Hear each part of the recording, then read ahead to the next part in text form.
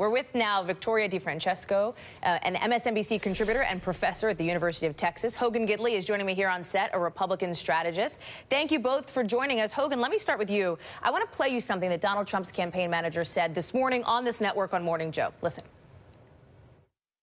I think we've got them on the run. They're sort of following our lead. They're sticking Tim Kaine in Wisconsin. They're sticking Hillary Clinton in Michigan. So she says her team has the Clinton campaign on the run. I'm going to channel my inner Seth Meyers here. Really? Do they really have Clinton's camp back on their heels? Well, for the first time in a long time, I think it's pretty obvious that Hillary Clinton is on the defensive. She's not been in this position for quite some time. We've been litigating Donald Trump and his personality for the better part of a month, and here we are in the last couple of weeks of this campaign, and it started basically with a three-pronged attack, right? First was Obamacare, a state which like the Trump campaign thought was effective. Right, and especially in a state like North Carolina, where you're going to see about a 34% increase in premiums in that state.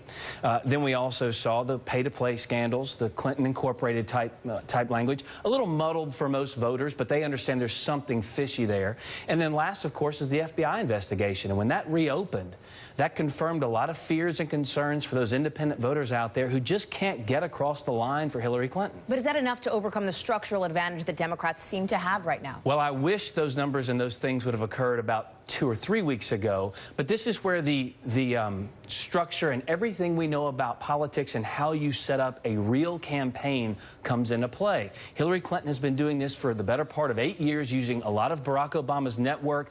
Trump won largely in these states. Remember, we said he doesn't have the organization. Will these people who are coming out to his rallies actually vote? They voted in droves. He didn't need the organization, but that was the primary. Right, and this is the general. A lot of it more of excitement on the Republican side than on the Democratic side for the nominee, but it still remains to be seen whether that takes him over the finish line or not. Victoria, one of the things we've been talking about too, when we talk about places like North Carolina and Florida in particular, places like Arizona, is the Latino vote. You have an article up this week on NBCnews.com that basically says if you want to understand the Latino vote in these battleground states, you have to understand how diverse they are. Explain that.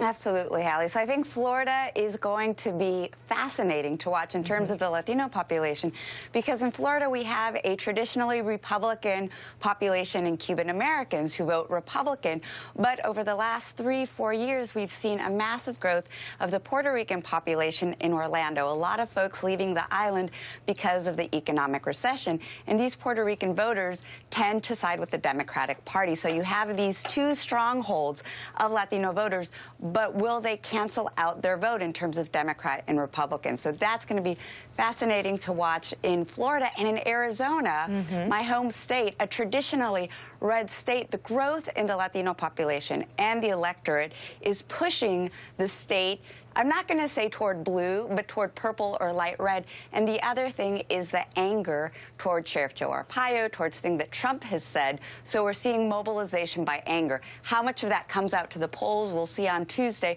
but there seems to be a lot of movement in those two states in particular. Victoria, as you're talking, I'm watching Hogan, and you are nodding your head. You're agreeing. You think it's mobilization by anger, and do you think that should be a concern for the Trump campaign? Are you worried then about how that'll affect the Republican race? I'm not worried, but I mean, look, these polls are tightening nationwide, and it's because of the things I mentioned before, the several issues that have come up that have dogged Hillary Clinton and have put her on the defensive. And when you come to the tail end of a campaign, what you want to be doing is laying out that positive vision. For the first time in the entire race, Donald Trump has been doing that and doing it effectively, staying on message, even joking at his campaign rallies, I've been told to stay on message. We've been waiting for that as Republicans. He's finally doing it because we said the whole time, if you litigate Hillary Clinton, you win the race. He's just now starting to litigate Hillary Clinton, not to mention the fact the FBI is investigating her as well. But with less than a week to go, right? Less than a week to go. I want to, you know, Victoria talked about Arizona. Tim Kaine is going to be delivering a speech in Spanish there. Mike Pence is out on the campaign trail. Interestingly, Hogan, with Ted Cruz,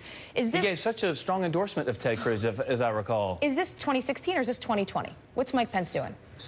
I have no idea. I have no idea what he's doing. He's been a dutiful vice presidential nominee for Donald Trump, a great pick for him. He solidified a lot of the base when a lot of the base were concerned and worried about where the Trump campaign was going. He offers the social conservatives the bona fides they're missing from Donald Trump. And he's offered some measured speech, something that Donald Trump is obviously not known for. It's a really good ticket. I think Republicans are starting to come home because, listen, nothing rallies Republicans like the Clintons. And when they start to do their 90s shenanigans and you start to see these things coming out from emails and you start to see investigations reopening, people go, the 90s again? This is what we have to deal with? And most Republicans I talk to, I hear this one sentence. I have no idea what Donald Trump would do as president, and that scares me. But I know what Hillary Clinton would do, and that scares me more. All right. Hogan Gidley, Victoria DeFrancesco, thanks for being with us.